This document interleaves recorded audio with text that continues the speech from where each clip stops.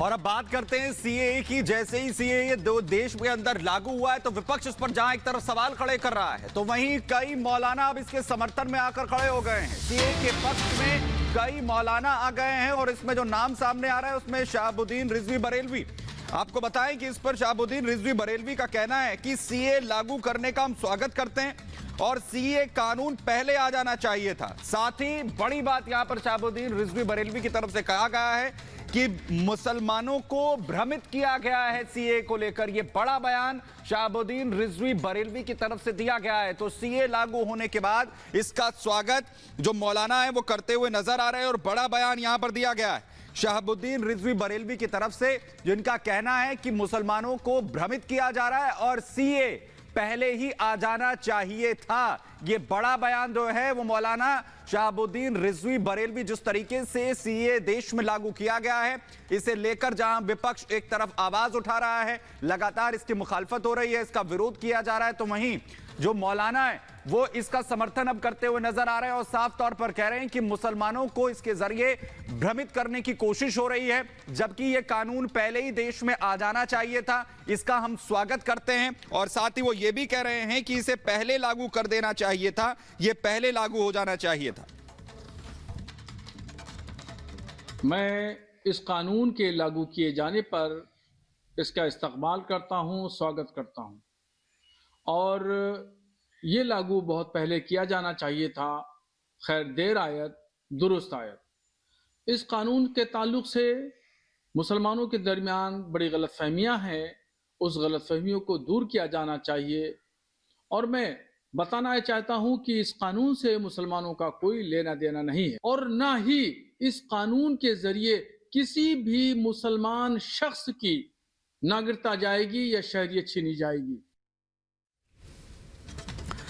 तो देश भर में सीएए लागू होने से हर तरफ इसका स्वागत किया जा रहा है। देखा जाए तो 3 पड़ोसी देशों में प्रताड़ित गैर मुस्लिमों को अब भारत में नागरिकता मिलने का जो रास्ता है वो पूरी तरीके से साफ हो गया है। मोदी सरकार ने भारत में शरण लिए हिंदू, ईसाई, सिख, जैन और बौद्ध धर्म के शरणार्थियों को नागरिकता देने वाला सीएए कानून लागू कर दिया है। तस्वीरें हम आपको दिखा रहे हैं। ये 5 तस्वीरें देखिए जहां पर जश्न मनाया जा रहा है। जैसे ही ऐलान होता है सीएए लागू होने का, नोटिफिकेशन आता है, उसके बाद देखिए किस तरीके से जगह जगह जश्न की तस्वीरें सामने आई। तस्वीरें दिल्ली, कोलकाता के आपके सामने है, इसके साथ ही भोपाल, नोएडा और जोधपुर की तस्वीर भी आपके सामने। और सिर्फ इतना ही नहीं, अलग अलग जगहों पर इसी तरीके से जश्न की, सेलिब्रेशन की तस्वीरें सामने आई हैं। इस कानून के लागू होने के बाद देश भर में रह रहे 3 पड़ोसी देशों के शरणार्थियों में जश्न का माहौल खास तौर पर देखा जा रहा है। तो उधर जो जनता है वो भी स्वागत करती हुई भारत का नजर आ रही है।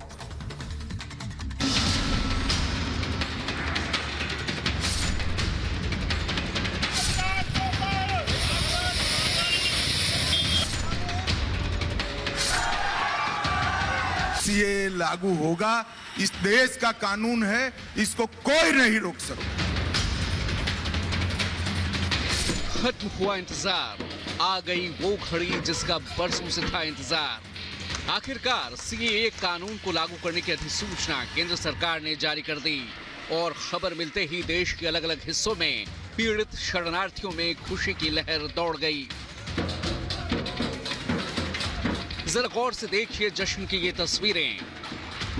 चाहे बंगाल हो या दिल्ली, भोपाल हो या जोधपुर, सीएए की अधिसूचना जारी होते ही लोग झूमते गाते नजर आए। पश्चिम बंगाल से लेकर पाकिस्तान तक सीएए कानून के लागू होने का जश्न मनाया गया। प्रोटेस्ट करने वाली कोई बात नहीं है। लोग अगर समझदार हैं, यहाँ पर अगर समझते हैं, पढ़े लिखे होंगे तो नहीं निकलेंगे। बहुत अच्छा ये सरकार का फैसला है। और वो धार्मिक आधार पर, विभिन्न आधारों पर प्रताड़ना के शिकार हो रहे थे, उनको हिंदुस्तान की नागरिकता मिलेगी। बहुत ही स्वागत योग्य कदम है। आदरणीय नरेंद्र मोदी जी को धन्यवाद दूंगा कि इस कानून को बहुत पहले आ जाना चाहिए था। 24 के चुनाव से पहले पीएम मोदी अपनी एक गारंटी पूरी करते जा रहे हैं। अधिसूचना जारी होने के साथ ही सीएए कानून देश भर में लागू हो चुका है।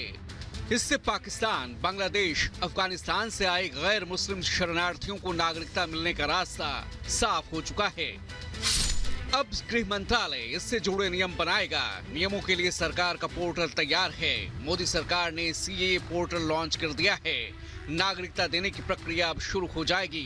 पोर्टल पर पात्र लोग ही आवेदन कर पाएंगे। 3 देशों के अल्पसंख्यकों को इससे फायदा होगा और सीएए के तहत इन्हें नागरिकता दी जाएगी। सीएए ऑनलाइन पोर्टल को रजिस्ट्रेशन के लिए तैयार कर लिया गया है। केंद्रीय गृह मंत्रालय ने इसका ड्राई रन भी करा लिया है। इस पोर्टल पर आवेदन कैसे कर सकेंगे, अब इसके बारे में भी जान लीजिए। दरअसल आवेदन ऑनलाइन होगा। आवेदक को बताना होगा कि भारत कब आए। पासपोर्ट या अन्य यात्रा दस्तावेज ना होने पर भी लोग आवेदन कर पाएंगे। इसके तहत भारत में रहने की अवधि 5 साल से अधिक रखी गई है।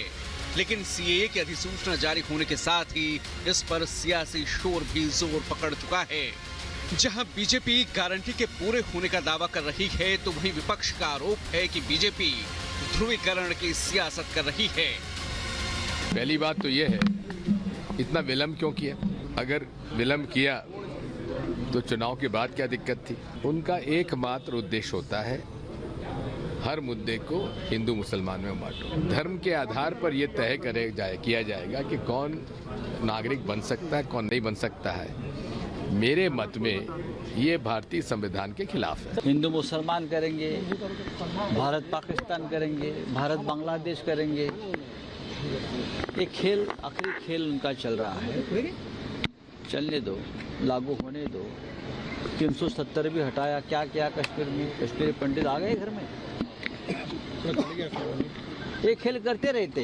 अभी जब तक चुनाव है तब तक सीए खेलेंगे, खेलने दो। ये सीए का जो मूल उद्देश्य है कि धर्म के आधार पर आपको यदि उत्पीड़न होता है और आप भारत में शरण लाते हैं तो हम आपको नागरिकता देंगे।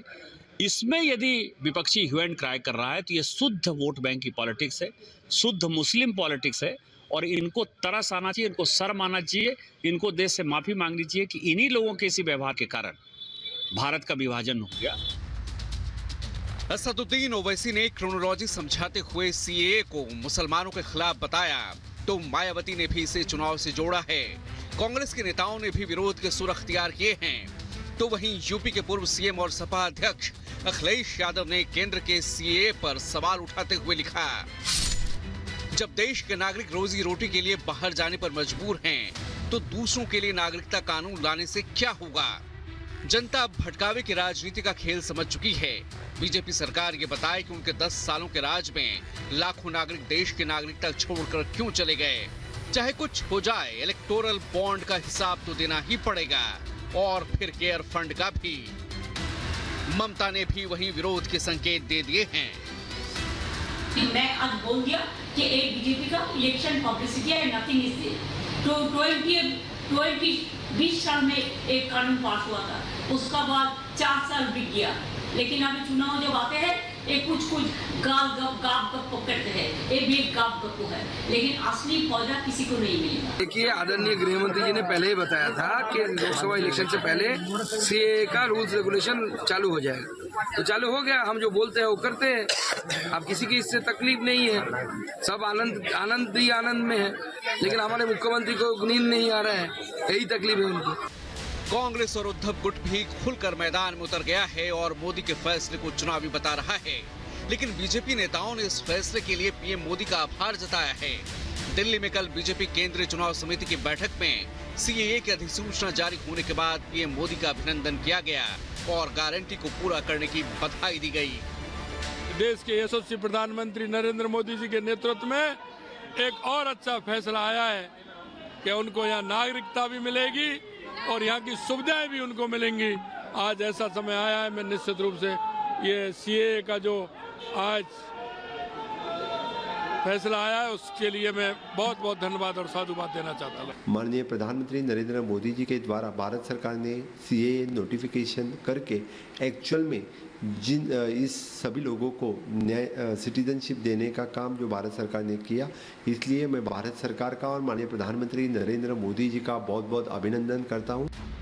जाहिर है मोदी सरकार ने सीएए पर गारंटी को पूरा कर विपक्ष को टेंशन में डाल दिया है और विपक्ष खिसियानी बिल्ली खंभा नोची की तर्ज पर ध्रुवीकरण की सियासत के आरोप लगा रहा है। Bureau report, Republic Bharat.